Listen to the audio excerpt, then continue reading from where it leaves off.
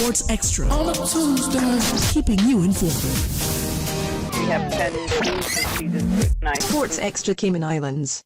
A young team full of talent, full of desire to do good things. We've had some success with the outdoor league being restarted.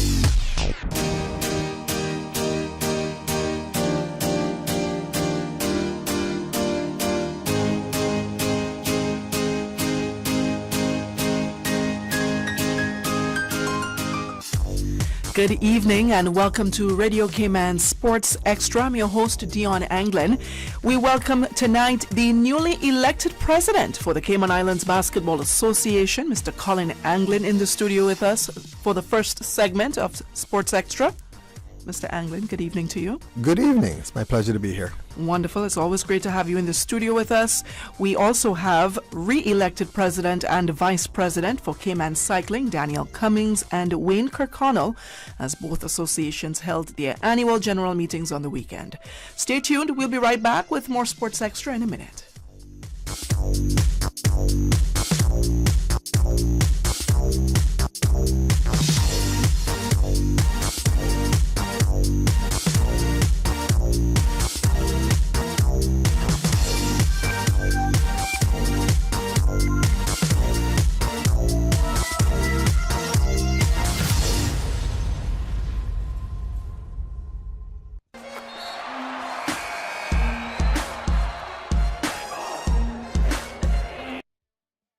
Cayman Arts Festival 2023, from New York to London, landing in Cayman, 8 landmark events, global music on the island's stage. On Saturday, February 4th, 7 p.m. at the Westin Hotel Ballroom, the cabaret concert with John Webber, Natalie Douglas, Gabrielle Stravelli, and Pat O'Leary. Tickets are available at www.caymanartsfestival.com. For more information, call 922-5550 or email inquiries@caymanartsfestival.com. The Cabaret Concert, Saturday, February 4th, 7 p.m. at the Westin Hotel Ballroom.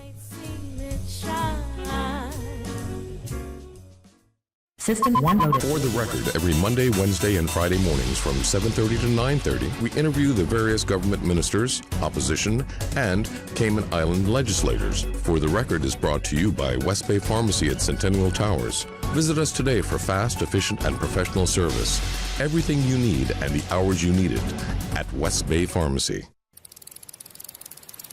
Let me tell you something. I've been fishing our island since I was a boy, and it's getting harder and harder to get a good catch. Maybe it's because there are so many more people in Cayman than ever before. Maybe it's because of how the climate is changing. I don't know about that, but I do know that I want to be able to keep fishing and teach my children to fish one day as well. So it makes sense to me that we have certain areas and certain times of the year to fish for certain things. It feels unfair not to be allowed to fish where my dad taught me to fish, but I know that being patient now means we can keep fishing for many more generations. We're all in this together, right? For more info, download the Cayman DOE app or visit doe.ky. Follow Radio Cayman on Twitter. All the latest information, breaking news, community events, and more. Follow us at twitter.com/Radio Cayman.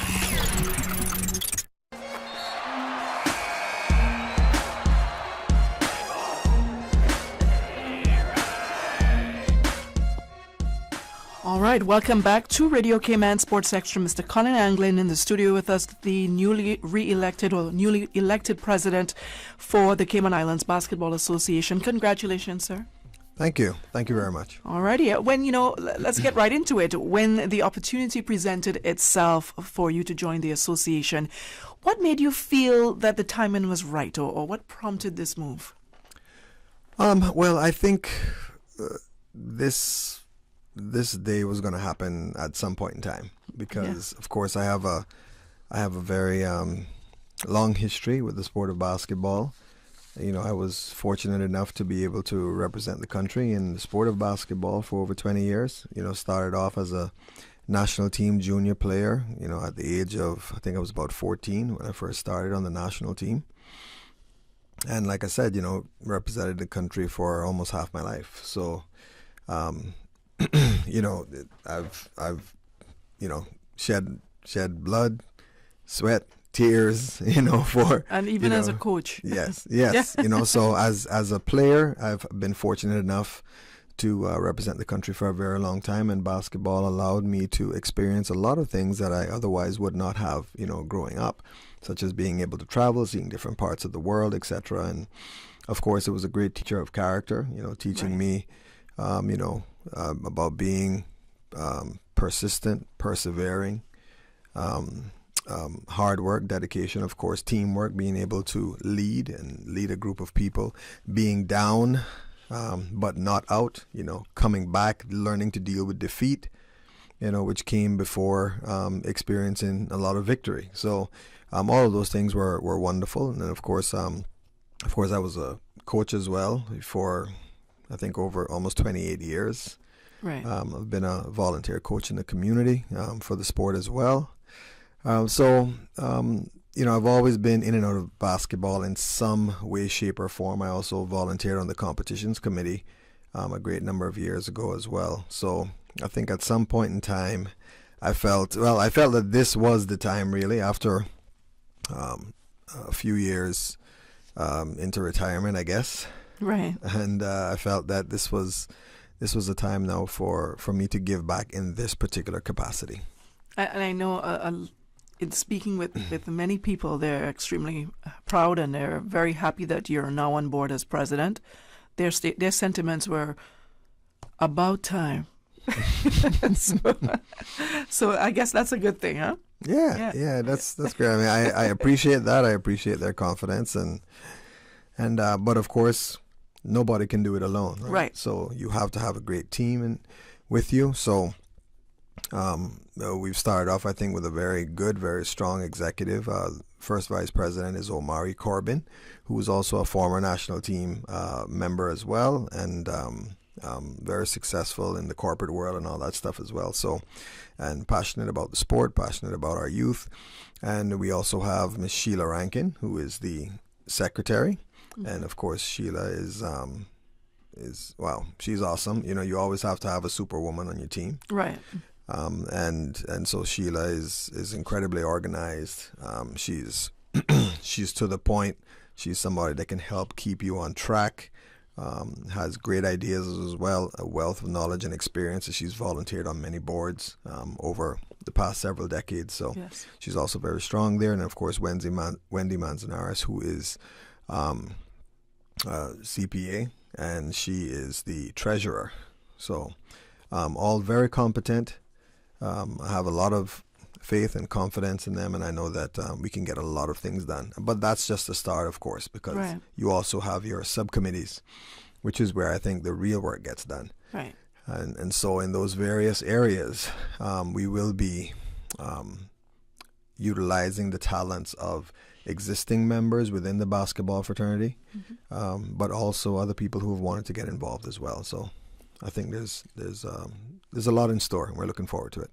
What is the first thing that you began tackling as you became the president of SEBA, or that you want to or you would like to tackle? Right. So it's been about 3 days. Yes, exactly. But the first thing was, obviously we're kind of almost midway through the calendar year, so to speak. So there are some things going on right now, such as some of the local leagues, etc. But one of the things immediately that we wanted to get into was kind of a resurgence of our presence on the international scene. Right. And so we're immediately looking at different competitions, international competitions that we're going to be attending this year. And we're quite excited to do that. We're excited. I'm excited for our youth. I'm excited for our kids, for them to be able to experience that, because I was fortunate enough to experience that, and I know what that does for you as a person. What competitions do you have in mind? So this year there is the CBC Under 15 Boys and Girls Tournament is taking place. We haven't sent teams in that category in a while. This is under 16? This is under 15. Under 15. Under 15. Which really will, based on the age cutoff, will be 15 and under, right? Okay, all right. But they specify the age cutoff groups. And then, of course, there's the under 17 boys and girls competition as well. Those are taking place in late July and early August.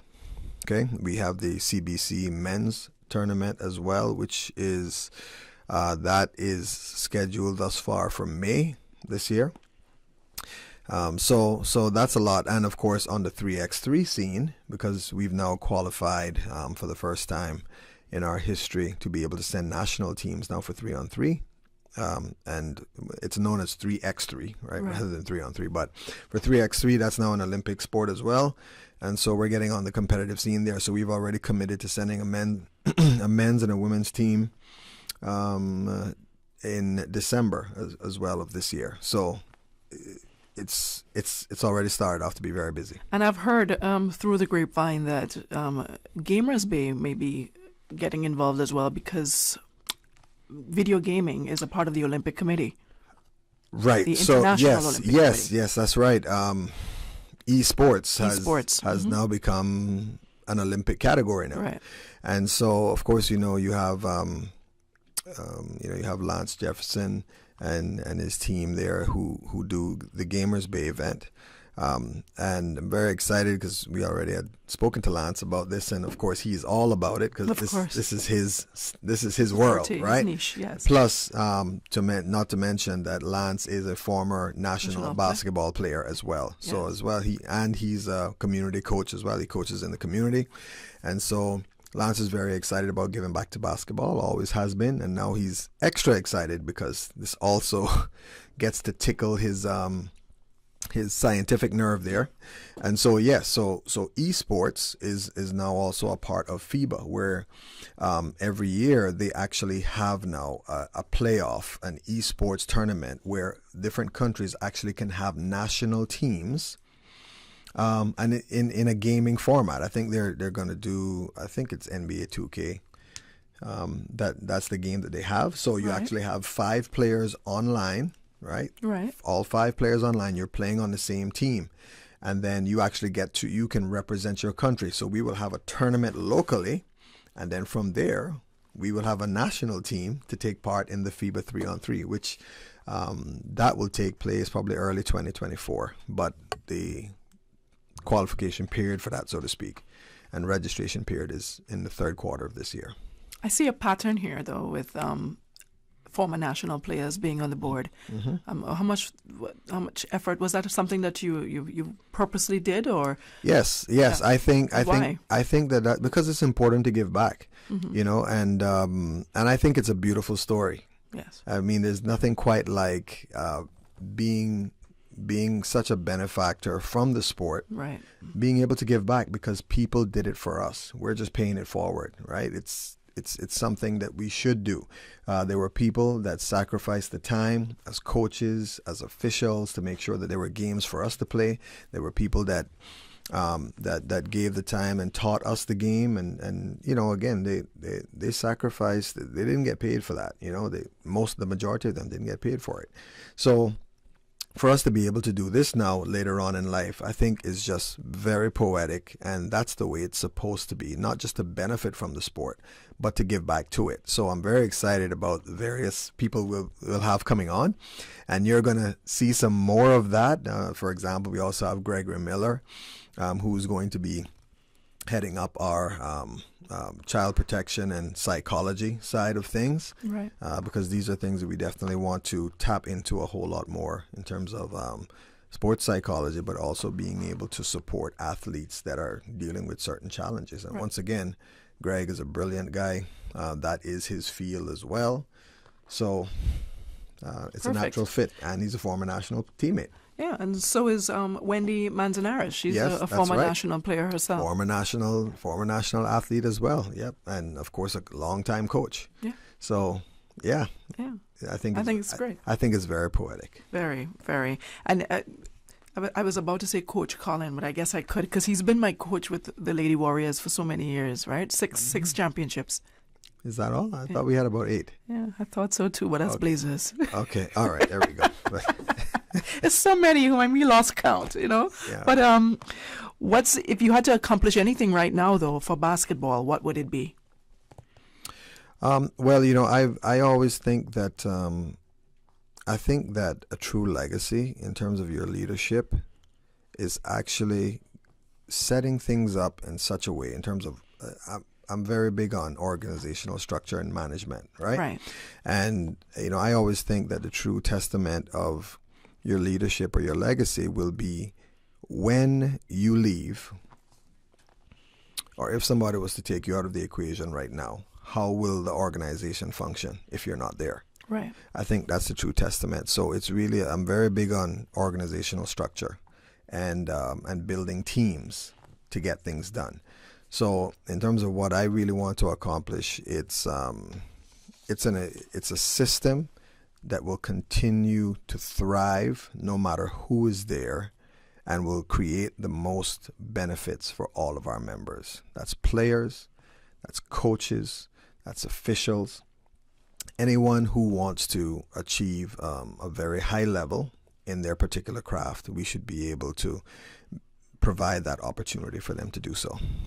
Does basketball have a home yet? No, it does not. That is one of the biggest challenges that we're facing right now, because when you look at the SEBA programs, we have, for example, the primary school basketball league is happening right now. 17 boys and 15 girls teams. Right. I mean, that's right, over 300 boys and girls that are playing the sport there. And then we also have the under 14, which I think is about maybe 10 boys teams and 8 girls teams. We have the under 16 league that's coming up in March. Under 19 is always in September. And from every one of those particular leagues, we can choose a national team quite easily. We have a selection there. But the main issue is when you select them, where are you going to train? Mm-hmm. Right, so we have a beautiful facility at the John Gray Gymnasium, and I thank the government because, government gives us some time there as well. But of course, because that's a multi-purpose facility, right, we're not the only ones that can use that facility. And so, especially if you want, because a big focus is rebuilding our national programs, all of our national programs, and providing continuity for those programs. We have to have a place to train. So that is a bit challenging right now, but I'm going to be we're obviously going to be approaching the various organizations that have different facilities. And so I trust that they will be on board and also align with our vision for what we're trying to create for our youth. Awesome. Mr. Anglin, can you tell us, what have you learned from your time as Director of Sports for Cayman that will be beneficial for you now as the President of the Cayman Islands Basketball Association? Oh, well, undoubtedly I take all of that experience into this, and it's been everything from organizational management, learning to manage big groups and teams, developing programs, formulating the programs, how to monitor them, evaluating them, tweaking them, and, a lot of things in regards to facilities as well. I want us to eventually have our own training facility. Right. And we need that. I experienced that as a national player because a long time ago, something that was almost unheard of at that time as a youth team sport, we defeated Jamaica. Back in the day, shortly after Coach Food came. But not only that, it was also because we trained at the Lion Center. And we trained there 5-6 days a week. We had a court there. There was no question about where training was or what. We had access to that training that entire time, right? But again, going back from Department of Sports stuff, and also from a lot of conversations with various associations. A lot of associations share a lot of similar challenges. Yes. Funding is one of them, and being creative and finding ways to get more funding for your programs. So pretty much everything that I've learned, it really feeds in quite nicely to the role that I'm playing now. Speaking of facilities, as you mentioned that just a while ago, is the Basketball Association, or do you all have any place in mind where you would like to develop a facility for a home for basketball? Mm-hmm. So right now, I think normally government has played a huge role with basketball as a focus sport, right? Government has always played a huge role in helping out with facilities for focus sports. I know that there are a lot of things tugging for the purse, Yes. right?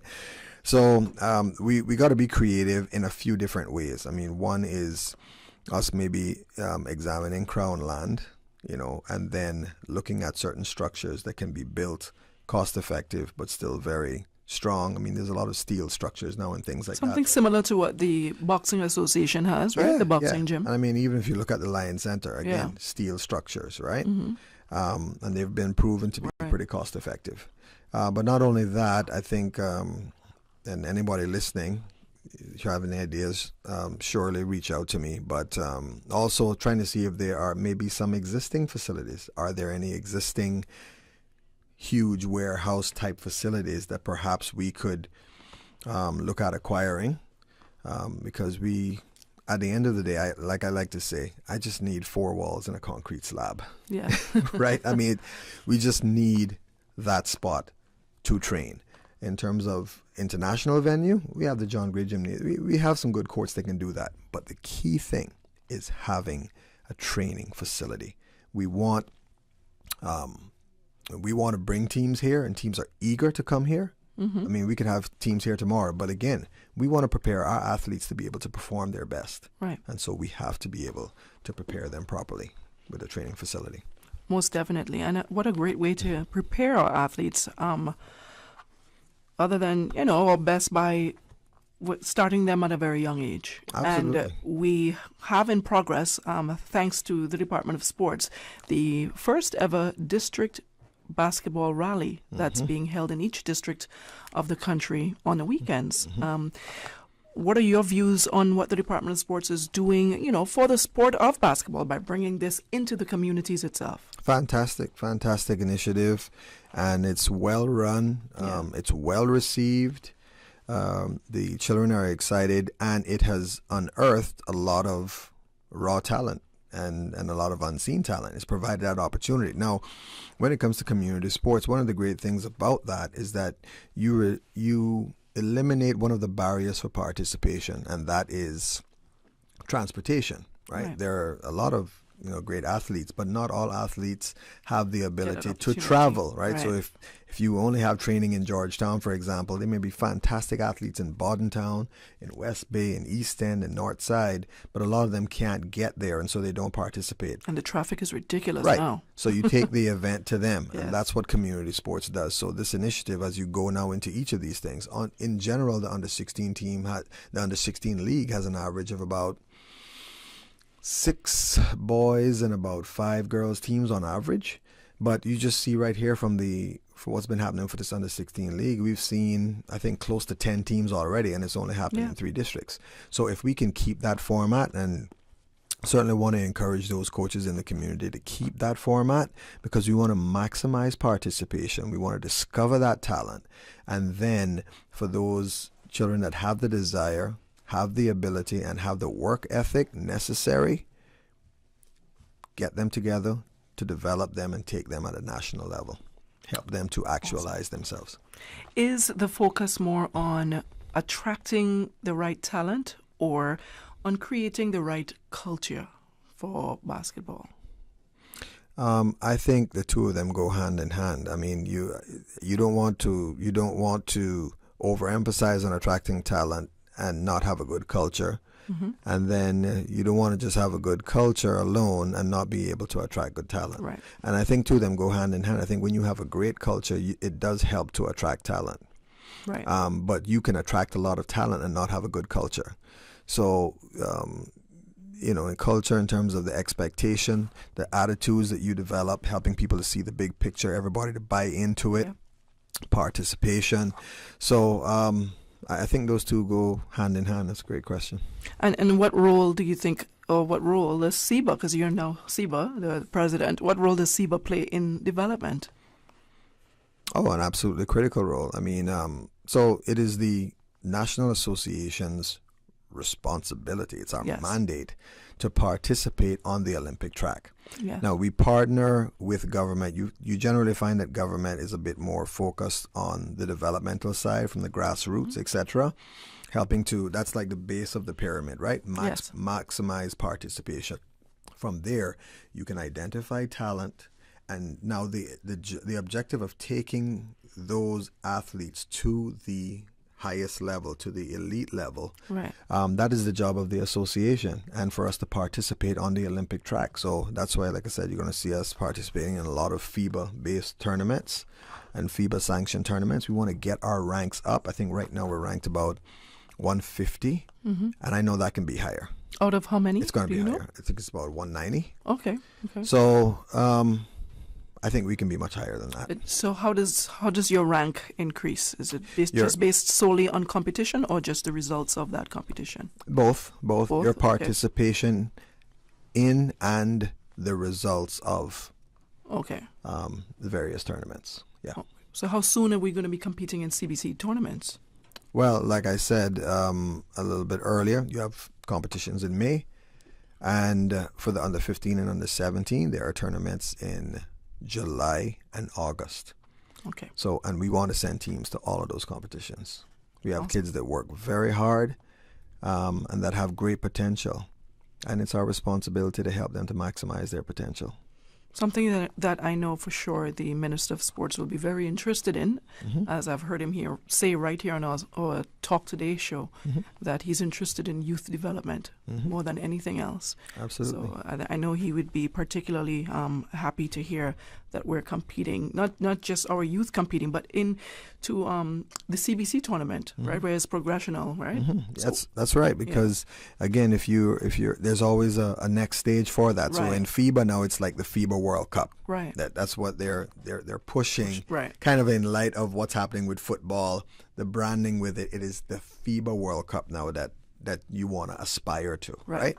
So you got to qualify in the various stages, and so you start, see where you are, and then see how you measure up in your region, and then continue to work as hard as you can and do what you need to do to develop, to keep advancing.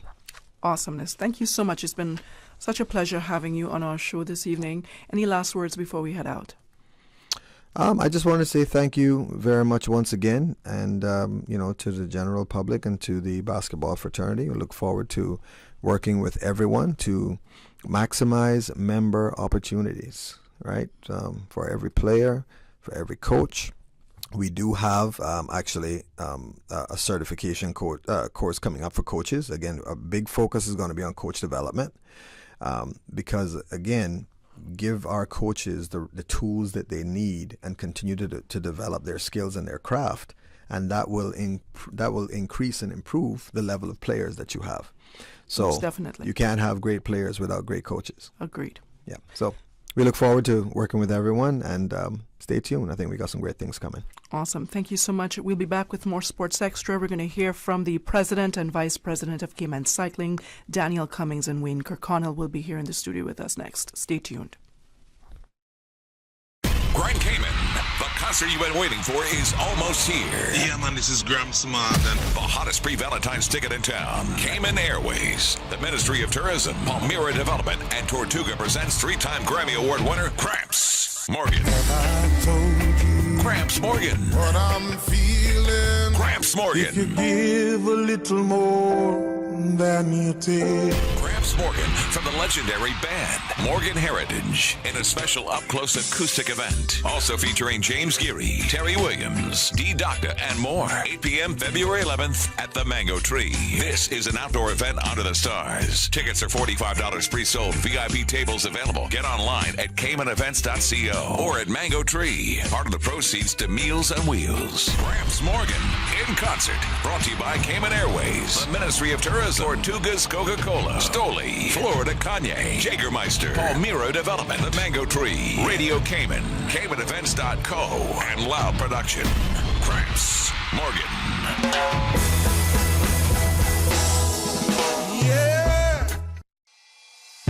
CUC reminds you always to be aware of power lines. Look before planting trees. Always ensure that the tree you are planting will not grow in overhead power lines. Check the CUC's customer service team at 949-5200 or via email at service@cuc.ky to ensure your plan of action is safe. Safety first at CUC.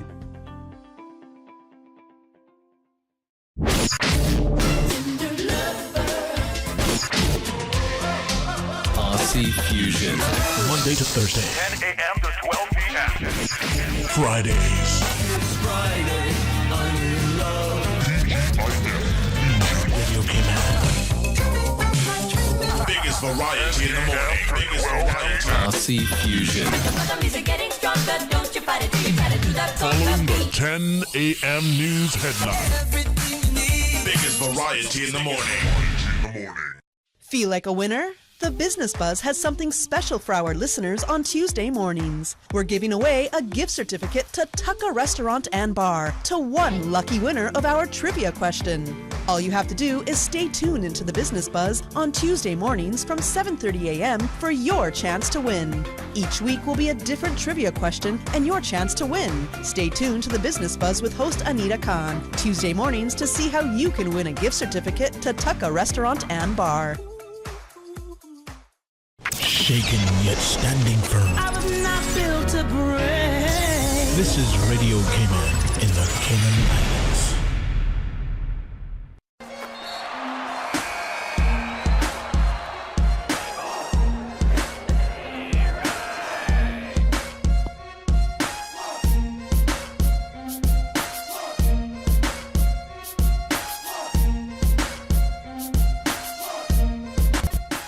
Alrighty, welcome back to Radio Cayman Sports Extra. We have the president for Cayman Cycling, Daniel Cummings, and Vice President Wayne Kirkconnell in the studio with us. Good evening, gentlemen. Evening. How are you all doing? Very good. I was just saying to them off the air that it's been a while since we've had cycling on our Sports Extra show. Shame on me. Shame on me. How's everything coming along? You guys recently held your AGM where 6 of the 7 board members returned. All right, yes. awesomeness. All right. Care to share or explain the overall structure of Cayman Cycling? It's I guess I'll start. We're 10 months out of our first election when we actually took office. Okay. It's been a very exciting, very busy 8 months. Okay. December and January, notwithstanding, we had a bit of a vacation there. But we just had our election early January to get kick-started for the new year. Of course, yeah. As you said, 6 of us came back. We added a lady by the name of Margot Lears, and we're very excited to have her aboard. She's a previous board member as well. Okay. A lot of professionals on the board, a lot of organization, a lot of marketing, a lot of community outreach, corporate outreach, and our mission this year is broad. But we're with the just broadly with the governing body for cycling in the Cayman Islands, we work with, as other sporting organizations do, with the CIOC, Ministry of Sport.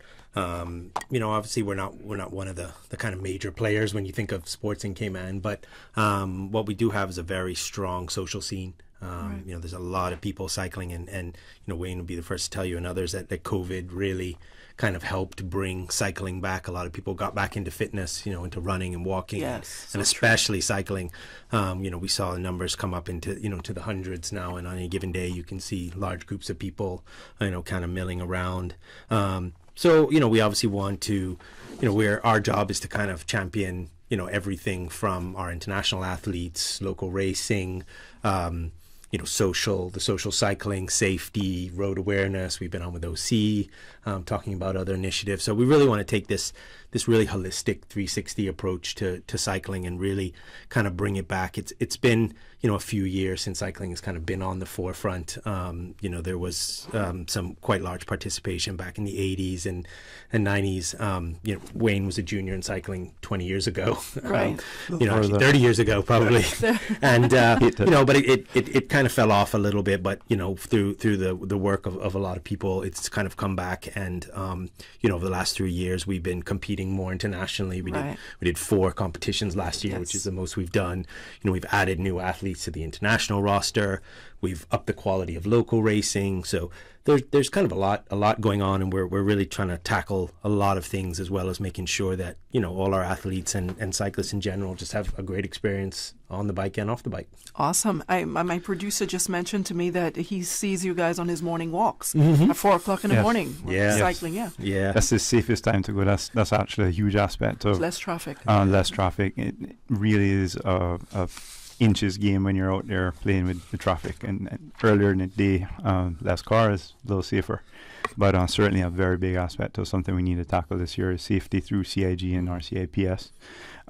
Juniors, when I was growing up, we had a massive juniors program, and it was literally our coach Ted Gray finding us in these neighborhoods, cycling up and down and engaging us and taking us out of these neighborhoods onto the main roads, and as a 13, 14, 15-year-old to get out of the house actually and hit the road was a big thing. And we've lost that. Yeah. We haven't had that in several decades now. So that is a huge part of what we want to re-engage, and we're looking at how we're going to do that, whether it is actually on the roads, which may be a bit sketchy, or maybe through a closed course BMX style or track style environment. Yeah. But we're absolutely here to reignite that flame in our youth. Yeah. All right. Cycling in Cayman has undergone a transformation in the last 3 years, like you mentioned, with the increased participation in the sport locally, and of course, like you mentioned again, a return to international competitions. So we're going to talk a little bit about that. You have active cyclists that I know about, which is Nathaniel Forbes, Kevin Connolly, Victor McGallis. Am I pronouncing his last name correctly? You got it. Okay. Michael Testori.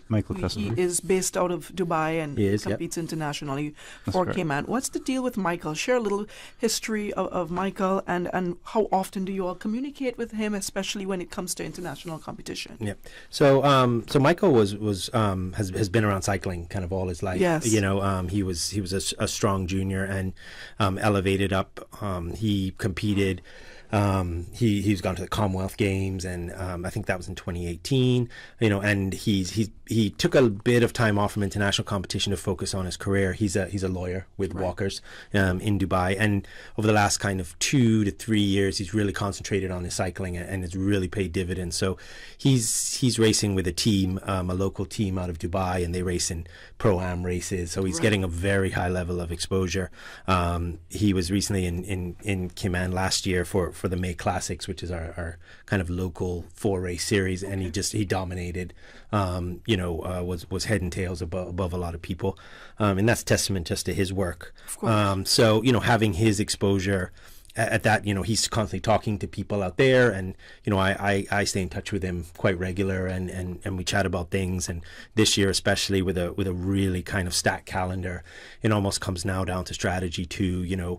Michael's actually got the opportunity to participate in a lot of disciplines that we don't have here. He does gravel racing, which really we can't do here. Yeah, and he's they're almost finished construction of a velodrome. Care to explain why and what is gravel? I have an idea. You can explain. So it's basically it's about halfway between a mountain bike and the standard road bike. You see, it looks like a road bike but with knobbly tires, and it's usually done on terrain that's not quite mountainous but not road, kind of like the dike roads or kind of really kind of gravelly dirt roads. So it's still racing at speed over various terrains, but nothing too mountainous.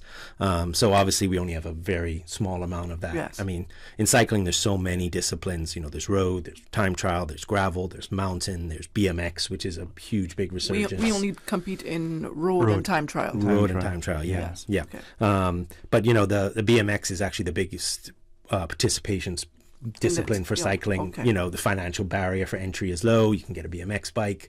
It's a great talent identifier for youth. A lot of countries use it to kind of kickstart a national program by kind of looking at that. And it's definitely one of the avenues, as Wayne said, we want to look at. Tap into. I mean, that's how you get youth in cycling. Awesome. There's only so many kids that are going to be able to ride on the road or afford road bikes, but having the BMX can be a great discipline, and just add more if a kid is really talented at that, they can stay on that path all the way to the Olympic as an Olympic level sport. Otherwise, it can be used to kind of start them in BMX and transition to one of the other sports if the talent kind of lies somewhere else. So it's great from a safety perspective too, because it's off the road, so parents are a lot more willing to kind of indulge their kids in that respect as well. So our next international competition, we're looking at BMX for our local athletes? We have a ways to go for that. Yeah. Okay. So we need to start at a grassroots level with creating a track. Once we create a track, and we can attract people to come and participate on that, getting the gear, getting a coach, getting a facility being the first few things that we'd have to pull off. We've spent some time with U.S. cycling and done quite a bit of research on that front, and we already have pretty much what we need to kickstart a program. That's through a corporate Cayman/government. I guess work in partnership, kind of like how we have football fields around the island. We could quite easily have small BMX tracks in a similar sense. Those dividends are a few years off. And so, more pressing is probably, as Wayne said, the kind of junior road program. We do have our elite athletes, and we're looking at plenty of competitions for them. I think the next major international is end of April. It's the Pan American Cycling Championships. Right. Awesome. Those are in Panama. And as you said, we have the Michaels and the Victors and the Nathaniels, but we need to know where the next ones of those are coming from. Mm-hmm. A lot of other sports have a very distinct pathway. When you have football, you can play for your school, play for your club, maybe play for a college or get a trial, and you can see a progression in the sport. In cycling, we don't necessarily have that because you kind of come in at a much later level in life. Why is that? Why is it something? Is it costly to get cycling into the schools? It's probably more costly than a lot of the other mainstream sports. Even a basic bike is a few $100. Yes. You can't just ride it anywhere. Mm-hmm. You don't want to be riding around it 5 o'clock in the evening, but you can easily go for a walk, kick a football, play a basketball. You have to schedule a totally different time for these athletes. It is. And then, there's ancillary equipment. You wouldn't go out without helmet. You wouldn't ride in the dark without lights. So there's, it's not the clothing. It's not necessarily the cheapest. And, it's also just not, it's not seen as kind of a grandstand sport. There's very few kids probably rocking around with cycling heroes, as opposed to Lance Armstrong for the other mainstream sports. Yeah. So, but again, we're by hopefully a combination of kind of increasing our international exposure and showing that there is a pathway. And to be honest, last year we went to Argentina, Guadeloupe, Birmingham, and the Dominican Republic. And, there are not many other sports where you would get that level, of exposure. We're looking to compete at, we have, hopefully an opportunity for the Pan American Games, for the World Championships in Scotland. So in Chile, hopefully in Tour de France sometime. Yeah. It's not on. Wouldn't be out of the question. There's definitely there's pathways to that, just like anything else. And we obviously want to get the maximum exposure for our athletes, and that's not just internationally, but it's also the work we do with trying to promote them on social media and websites, and really kind of looking at this as much as a sport as well as a business, because there has to be that side of it to make sure we can raise funds and work with our corporate partners that have supported us so far, and really ensure, that's the end game is the cyclists are our product, and we want to make sure that our product gets in front of as many people as possible and get them the best exposure that we possibly can. And gear. Yeah, and gear. At that level, it gets very costly. Yeah. But yes, makes a big difference when you get on the world stage. You definitely want to be on those world level bikes.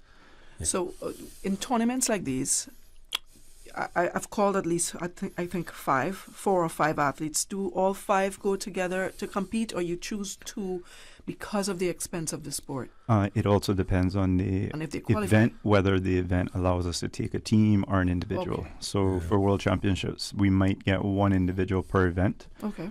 For a lower event, say in the Caribbean, maybe we could take a team. Mm-hmm. So we could take a team of 4 guys for a road race, for example, to work together. For a TT, maybe they limit us to 1 or 2. Okay. So it does come down to the individual event and the level that we're playing at. Yeah. It can also depend on the type. If it's a games where there's we're going as a Cayman Islands delegation, you might have a certain amount of spots. So for the Island Games in Guadeloupe or the Commonwealth, the country was assigned 23 spots, and they have to divvy it out to the sports. So there's a bit of horse trading there too. If one of your squash people aren't going, maybe could throw in an extra cyclist. So and a lot of this stuff has to be done months in advance. So it's not like any last minute things. So up to this point, we haven't had such a stable of athletes where we've really had to pick and choose. A lot of it has been around just availability. Kevin only joined the team this year from his win in the national championships, which is again something we're committed to doing, is really increasing the amount of people that can wear our national colors away. And obviously it's going to be a while before we're in medal contention for a lot of the things we're going to, but that doesn't mean we shouldn't compete and shouldn't give people international experience because, in the end, even if we don't get to a Tour de France, level, all of us here have played sport and sport has influenced who we are as people. Or an Olympic level as at that. Which is similar. Which is quite similar. The Olympic level is the Tour de France level. Those are professionals. I mean, for cycling. For cycling, it's the Olympics is these days is quite it's quite a far-reaching dream. There's a lot. Okay. The way cycling works is it's all about qualification at levels. So basically, to get to the Olympics, you would have to place at the Caribbean Championships, place at the Pan American Championships, then place at either the CAC Games or the Pan Am Games. Then it's the same thing for basketball. Yeah. Mr. Anglin was just explaining to and me. then you guys are on the same get to the Olympics. So that would be quite an ask. And again, we're not a lot of other larger developed countries. Their cyclists are on pro teams. Even some of the smaller countries, they're riding with smaller continental teams. Yeah. Bermuda has 2 or 3 athletes riding in Spain, right. As by comparison. So, but their cycling, infrastructure and community is probably a lot more mature than ours. We talk to people now that are paying the dividends of programs they started 10 years ago. Right. So that's kind of what we're looking for now. We realize that we basically had to kind of start from scratch. Absolutely. The youth program needs to be robust for a decade thereabouts to get that level athlete out of it. If you start someone at 16, 17, they're 4 or 5 years behind where they should have started to be really entrenched. It's like a footballer starting at 20 years old. You're not going to be a Premier League baller at 20 years old if you're starting at scratch. Right, exactly. So, we understand that this is something we have to embrace very, very early. And maybe that's BMX that gets us into that single-digit 10-year-old level, and then we can evolve into road as they get into their later teens. And then you're talking Tour de France, we're talking major immersion. Yeah. So not really something we can even achieve locally. That's where an athlete exceeds the Caribbean level, and we find a placement for them if we can in Europe or the US or Canada where they can join a team and then elevate themselves. Yeah. All right. Well, I'm going to stick a pin in it for a minute. We're going to take a short break, and we'll be right back with more Sports Extra in a minute. It's time to update your information. If you've recently changed your mailing address, phone number, or email address, please let your Water Authority customer service team know. Remember, non-receipt of a bill does not constitute a release from liability for payment. Visit our website, www.waterauthority.ky, to download and fill out our customer information update form. Or you can contact our customer service team at info@waterauthority.ky or call 949-2837.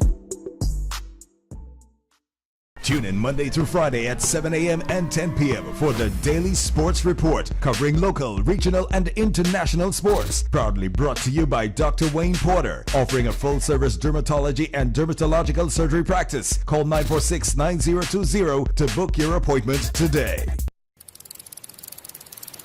Let me tell you something. I've been fishing our island since I was a boy, and it's getting harder and harder to get a good catch. Maybe it's because there are so many more people in Cayman than ever before. Maybe it's because of how the climate is changing. I don't know about that, but I do know that I want to be able to keep fishing and teach my children to fish one day as well. So it makes sense to me that we have certain areas and certain times of the year to fish for certain things. It feels unfair not to be allowed to fish where my dad had taught me to fish, but I know that being patient now means we can keep fishing for many more generations. We're all in this together, right? For more info, download the Cayman DOE app or visit doe.ky.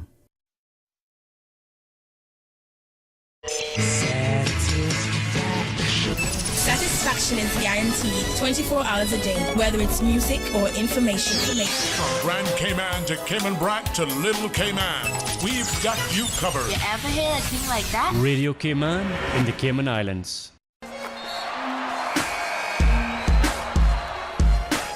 Alrighty, welcome back to Radio Cayman Sports Extra. If you're just tuning in, we're here tonight with the president of Cayman Cycling, Mr. Daniel Cummings, and the vice president for Cayman Cycling, Mr. Wayne Kirkconnell.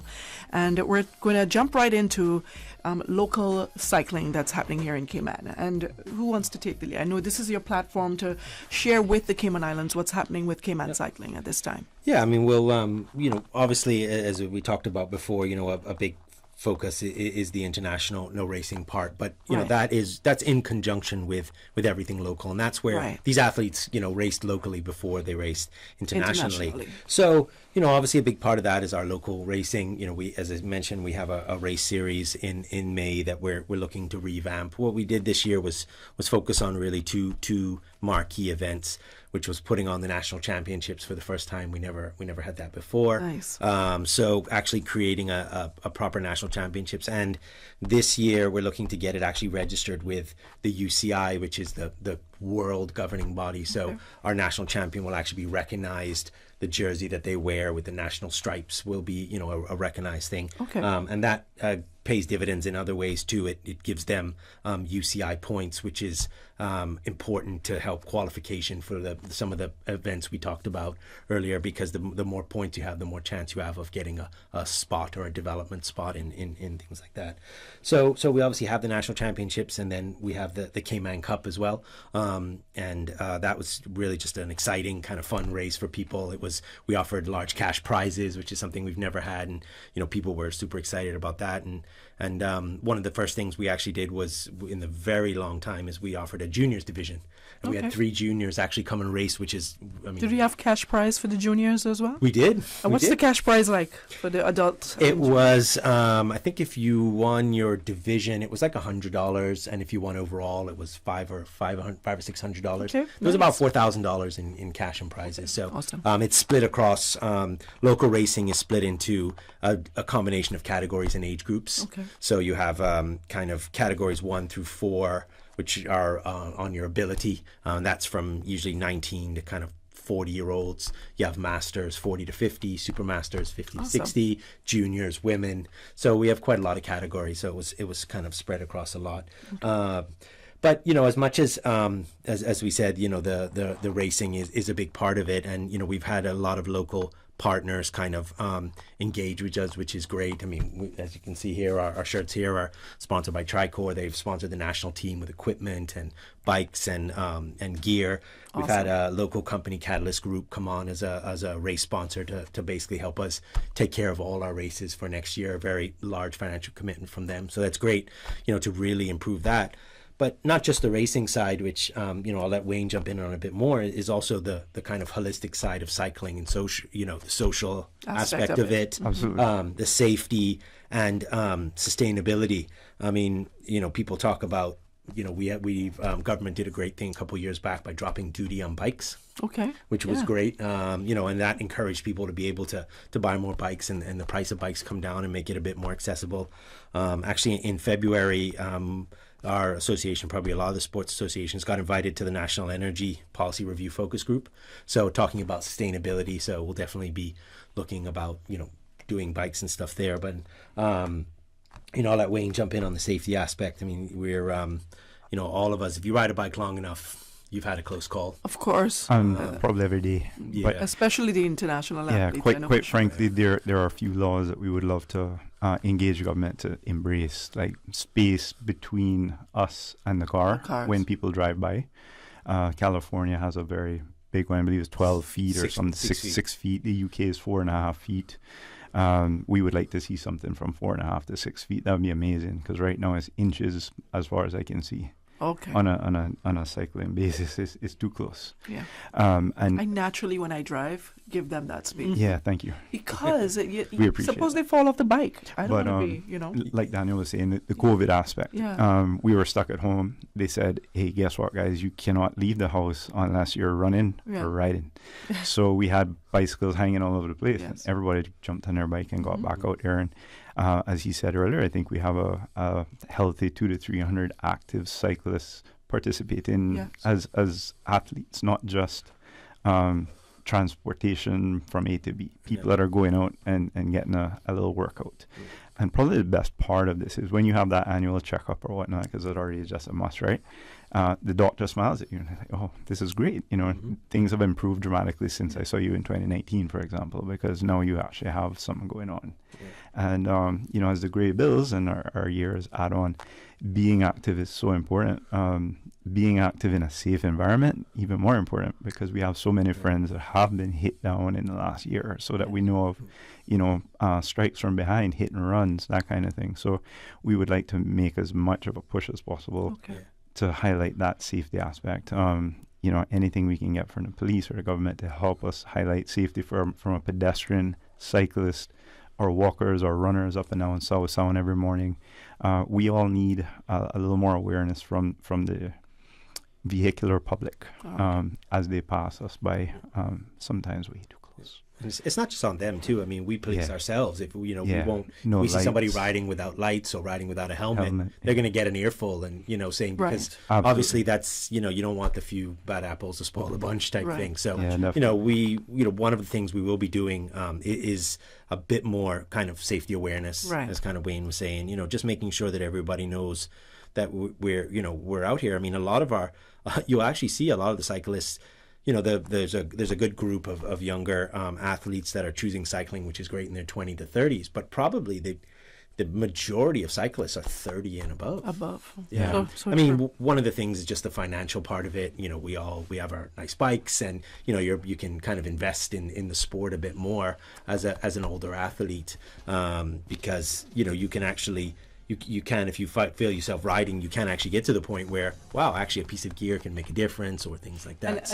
And most athletes are bodies are changing, right? So you find that you guys will get maybe former footballers and former basketball players, because as they get older, they can't jump, and their body can't take that pounding anymore, so they go to cycling. But even in swimming. One of the most famous, Mr. OC, he's a lifetime cyclist and has covered probably millions of miles at this point, and well into his 70s, and doing absolutely, he's out there with us every day.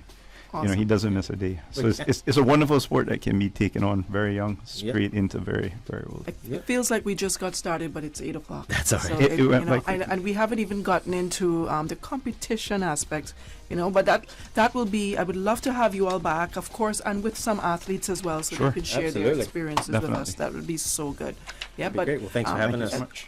Oh, you're very welcome. Thank you all so much for stopping by, and of course to the president, the newly elected president for basketball in Cayman, Colin Anglin. Thank you all so much for stopping by. That's it for tonight's edition of Sports Extra. Sports Extra is about giving you the latest information on sporting activities here in the Cayman Islands.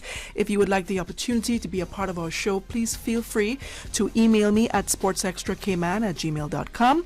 You can also check out our Radio Cayman Sports Extra social media pages to keep up to date with all sporting activities here on Island. You can also log on to Radio Cayman's YouTube channel for tonight's edition of Sports Extra. I'm DIONNE Anglin. Thank you so much for tuning in. Good night, gentlemen. Good night, and God bless. Don't forget to like us on Facebook at Radio Cayman Sports Extra. As a coach, I thoroughly agree. The athlete has just qualified for the World Championship on the biggest stage in a fire. The guys have we've been training for the last 5 months now, so it's there, and they're all high in spirit that they're going to do well. It was really infectious. I mean, for a 4-day meet with 2 sessions each day, that's pretty exhausting, and these kids were just rocking for the whole weekend, so. Continuing the Caymanian tradition. Let Cora keep my ground so clean. The heart and soul of the Cayman people. Thank you for keeping the culture alive. There's the news every day. From East End to Georgetown, down into West Bay. Radio Cayman in the Cayman Islands.